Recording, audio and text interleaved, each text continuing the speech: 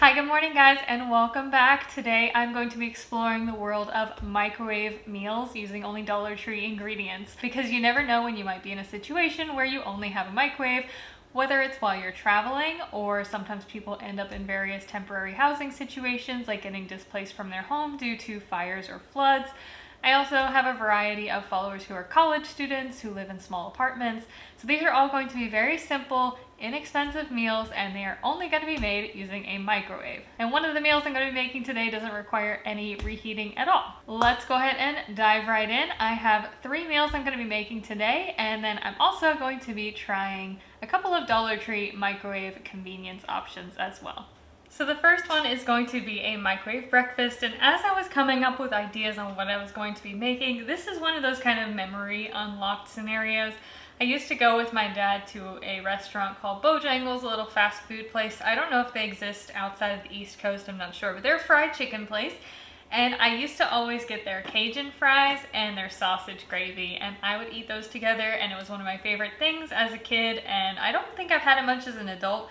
Honestly, where I live, I don't even think I've seen a Bojangles, so if you guys have Bojangles where you live, let me know. But I have 2 boxes of these Ore-Ida fries. These are the microwavable fries. They have that kind of silvery material on the inside that helps them get crispy in the microwave. I also have some Jimmy Dean's original sausage patties. These are pre-cooked sausage patties. And then I have some country gravy mix, which we are going to prepare in the microwave. So first thing I'm going to start off with is making the gravy mix, and it does have instructions on the back, and the instructions are applicable to either a microwave or a stovetop, but essentially you just mix this packet of gravy into 1/2 cup of cold water, and then you're supposed to mix that into 1.5 cups of boiling water. Typically I mix this into 2 cups of cold water and then I just bring it to a boil on my stovetop. But the alternative directions, if you actually follow the package directions, are very microwave accessible. So I have a glass measuring cup here with 1.5 cups of water. This is just straight tap water. And I'm gonna throw this in the microwave for about 3 minutes until it starts to boil. While you're waiting on your water to boil in the microwave, I am going to go ahead and mix the packet of gravy mix with 1/2 cup of cold tap water. This is a cornstarch-based gravy, so it does need to be mixed in cold water to fully rehydrate without getting clumpy, so that's why the directions tell you to do it this way. Now you don't have to use a whisk, you can use a fork, a spoon. Anytime you're taking hot water out of the microwave, just be careful because it can kind of boil up from just the agitation of being moved out of the microwave. But here's our hot water, here's our prepared gravy mix. I'm going to go ahead and combine the 2 of those. If your gravy doesn't thicken up right away, go ahead and put it back in the microwave on 1-minute increments until it's as thick as you like. While my gravy is thickening up in the microwave, which I apologize if you can hear behind me, I am going to chop up my sausage patties to mix into my gravy. So as you can see, this little package of sausage comes with 4 kind of small patties, but it will work perfectly for what we're doing today. My dad was the one who introduced me to this meal, and I don't know where he got the idea from either. My dad passed away when I was 12, so a lot of the memories that I have with my dad are pretty fond memories. This was one of my favorite meals. There's the microwave, let's grab that. And this is our gravy after just 1 minute in the microwave, and it did thicken up significantly. I'm gonna go ahead and add in my sausage because it's pretty cold. It just came out of the fridge/freezer. It was pretty thawed out. But I'm gonna throw in my sausage, and then I'm gonna give this some time in the microwave just to heat the sausage through. Probably another minute, and pop that back in the microwave. My gravy is totally done, and so I'm gonna go ahead and set this aside while we work on our fries. I may also attempt to cook some biscuits in the microwave and just see if that works. But I do think that these fries are a really great option because when you are limited to microwave food, a lot of times you can lose some kind of textural elements. And so anytime you can find something like this that is a microwavable version that still gets crispy, I think that that's a really good option. I have made their Ore-Ida hash rounds before in the microwave, so I do know that they crisp up really well. So what you're essentially supposed to do, take off the entire lid. It has some perforations around the outside of it, but yeah, remove it in its entirety. And then Make sure all your French fries are on a single layer at the bottom here.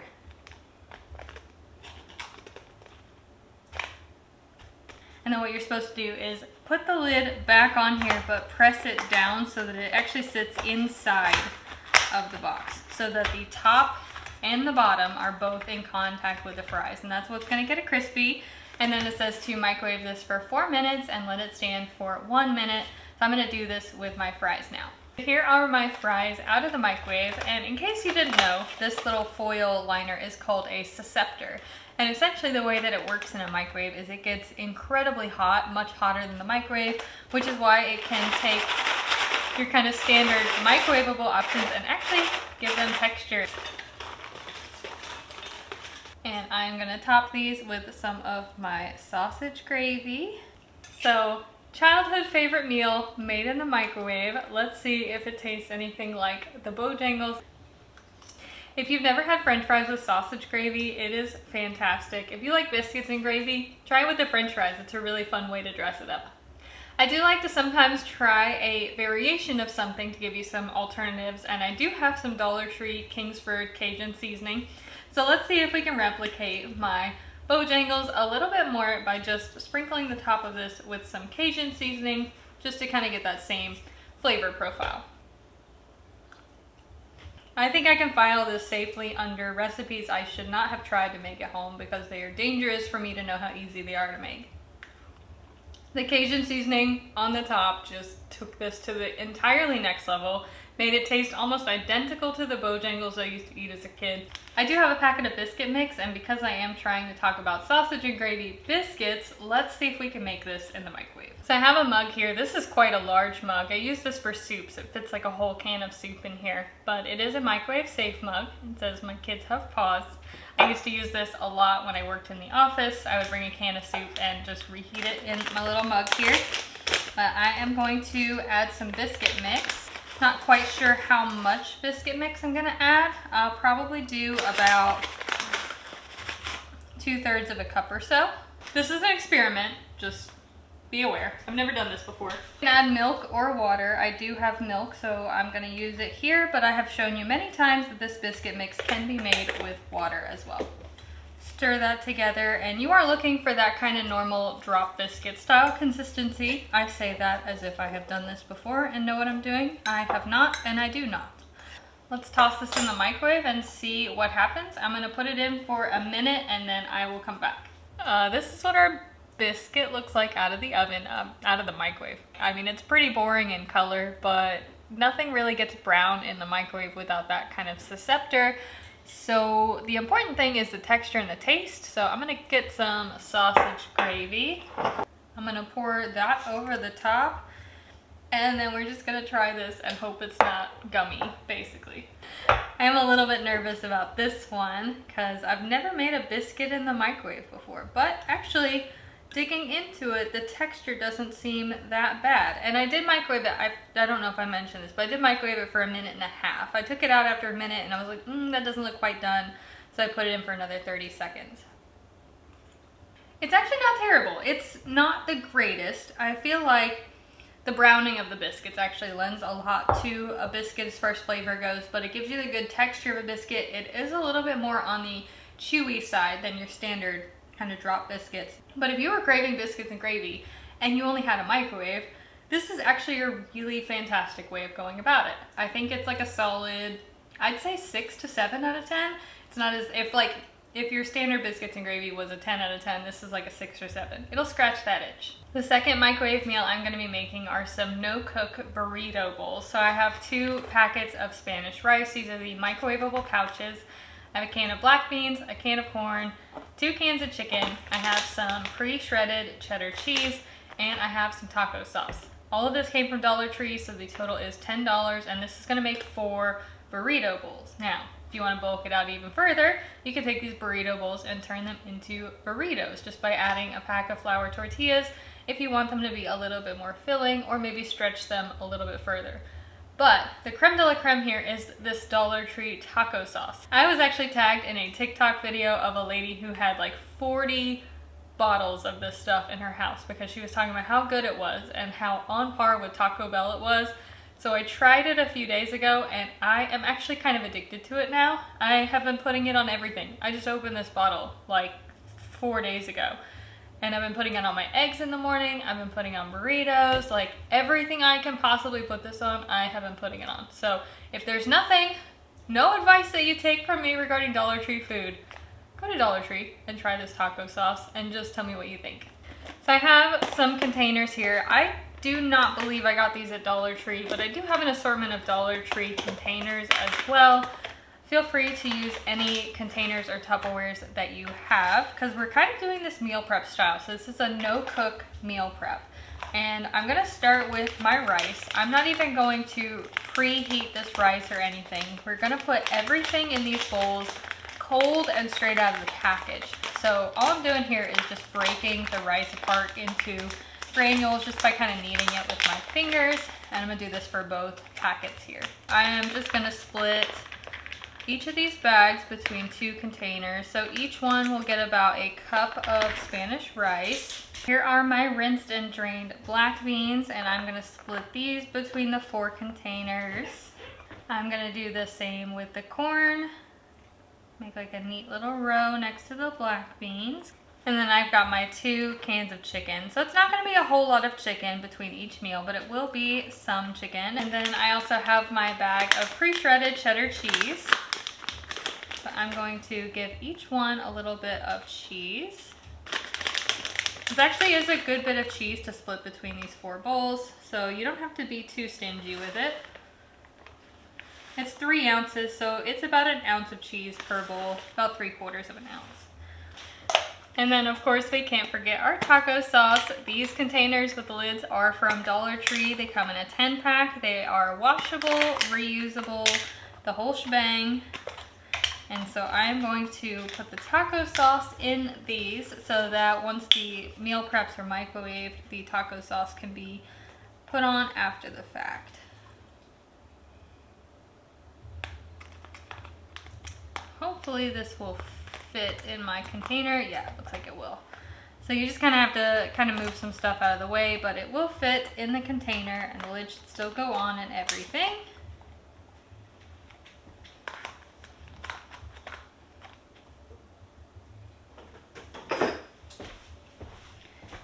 One thing that's new at my Dollar Tree is this cilantro lime seasoning, so that could be a way to dress up, especially the chicken. Now, as far as storing and reheating, I'm just gonna store these in my fridge, and I will reheat one of them to show you how to reheat it, and then the rest of these I'll probably eat throughout the week for my lunches. These can get stored in the fridge for about 5 days or so. For the one that I'm gonna be reheating, I'm going to be removing my little cup of taco sauce. And then what I like to do is I like to put the lid on almost all the way. I leave one corner, kind of like what you can do is put the lid on and then just pop one of the corners. That just gives it a little bit of a ventilation. And this is gonna go in the microwave for 1.5 minutes. So straight out of the microwave. Cheese is all melted, looks amazing. Give it a quick little stir here, just to incorporate everything into our little bowl. Like I said, you can use salsa. My Dollar Tree's been out of salsa. I usually like to get their little jars of paste. But my Dollar Tree hasn't had any in a while. So I tried this taco sauce as an alternative, and honestly, it's probably one of the best Dollar Tree finds I've ever purchased. I also like adding the taco sauce cold so that it helps to cool down the bowl, so that's a little bit, you can eat it a little bit sooner. Taco sauce is definitely what makes it, and that's really all you can taste beyond the sweet kind of corn. If you guys are concerned about canned chicken, as some people are, use a rotisserie chicken, any sort of pre-cooked chicken. Honestly, you could make something like this at pretty much any grocery store beyond Dollar Tree. You can't really taste the chicken in this. It kind of shreds up in a sense and just becomes one with all of the other elements in it. But you guys know I'm a big fan of options. One thing that I do want to talk about is, like I said, you can take this and add it to a tortilla and make it into a burrito. I think it'd be really good to top it with some chips, like tortilla chips or corn chips. I have some Dollar Tree kind of brand Fritos here. And I really like how adding like a chip to it gives it some crunch and some differentiation in texture, because again, when you're limited to only a microwave, a lot of times what you're missing out is that crunch. Fritos is the way to go. Absolutely, hands down. I did test this recipe earlier in the week. I made burritos out of it. Burritos were good, but the Fritos is like, that is the standard. Tortilla chips will work too. They're both kind of the same. They're corn chips, but it adds a saltiness to it. It adds a crunch to it. It adds just a whole different level. So if you get kind of tired and bored of eating the same things, just dress it up, add something new, change up the flavor profile a little bit. And this is another no-cook $10 meal prep option. So this is going to, again, make about 4 meals. I have 2 packets of wild-caught pink salmon. These are kind of like tuna pouches, but they're salmon. So a little bit higher on the nutrition scale and a little bit more elegant, I guess you could say. I have some feta cheese, some canned diced tomatoes, canned black olives. These are the sliced black olives for ease sake. 2 cans of chickpeas and some Olive Garden Italian dressing. Although if you can't find the Olive Garden Italian dressing, these are a couple of other Italian dressings you can buy at Dollar Tree. I actually haven't tried the Dollar Tree brand. I should someday. It's been sitting in my pantry for a while now. I have tried the Kraft before. So this is actually meant to be eaten cold. So this is not only a no-cook meal, but it is a no-reheat meal as well. So if you're in a situation where you need something cold to bring to work and you don't have access to reheat your food, this is a good one. Let's get started on this. This one is going to pretty much be entirely just dump and mix. A lot of these cans have pull tops, which I really appreciate. I'm pretty sure all of the cans, yeah, all of the cans I have pull tops, so no can opener required. I'm going to drain and rinse both of my cans of garbanzo beans into a large bowl. I'm gonna add both of my cans of chickpeas. I absolutely love chickpeas, and I also get asked about making recipes that are diabetic friendly. And this one falls into that category because I actually got this idea off of a diabetic blog where they were talking about like diabetic friendly meal plans, because one of the things that I do like to share, Dollar Tree dinners that kind of fit within dietary restrictions, because not everyone has a choice in where they do their shopping. That gets dumped in as well. And then same goes to the tomatoes, although what I would recommend with these tomatoes is that these diced tomatoes can be a little on the chunky side. They're not petite diced tomatoes. So if you have the means to cut them into smaller pieces, I would recommend doing that. You'll see when I go to dump them in here, they're pretty big. I did rinse off my tomatoes too, just so that it doesn't turn everything in the bowl pink, essentially. And then I have my crumbled feta cheese. This is also from Dollar Tree. Everything that I'm using was purchased at my local Dollar Tree. Everybody's Dollar Tree inventory is different, unfortunately, so you may not be able to find all of these ingredients, but usually I try to keep it as accessible as I can. So I am going to toss in our salmon packets too.